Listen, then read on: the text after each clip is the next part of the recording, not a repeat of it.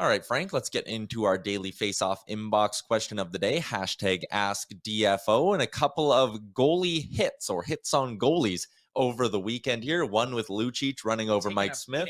Yeah, and one with Nazem Kadri running over Jordan Binnington. We now know there will not be any supplemental discipline for either of these two players. Right or wrong call? Right on both. When you look at the Milan Lucic one specifically, come on. Daryl Sutter said it best. Like if he wanted to take a run and charge Mike Smith and put him through the boards, he would have. And in this case, he definitely tried to slow up. I don't think Smith was expecting the contact at all. Even though you venture out of your crease, that's certainly the possibility. I just think the right call was made in the time, though, just for pure game management perspective. Things had started to heat up. The game had gotten away from the Flames. Tensions are rising a bit. The building is on fire.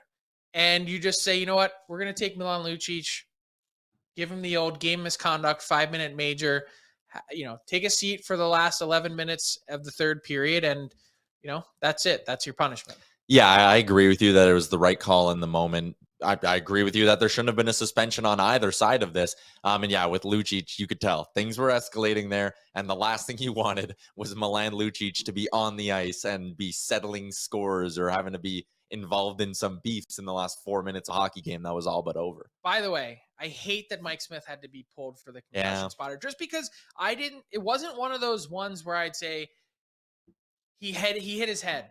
He really got clocked. It felt more like a body check than anything else, where it's like, I don't know, he just fell hard. And you watch it over and over again. You're like, what did the concussion spotter see? To see the goalie pulled, if he was, laying there for a while, or he, struggled to get back to his feet or whatever it was, you'd say like, okay, maybe this makes sense. I've seen way too many players get hit in the head in this series that did not get pulled for the concussion spotter. Go across the entire playoffs so far. Guys have been getting their bell rung and staying in the game. Have gotten smoked. Yeah. And yet Mike Smith is the guy that needs to get pulled. He's he mentioned that he was surprised. He was like, he couldn't explain it post game.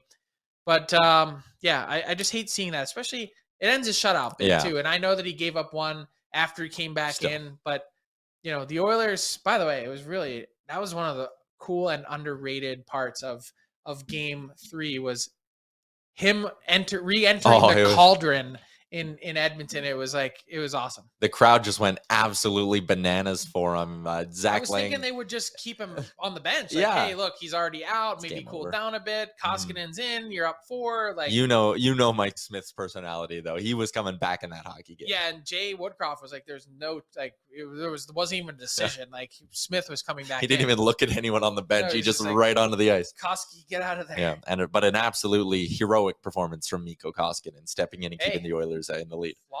Flawless performance. He didn't even face a shot, but still,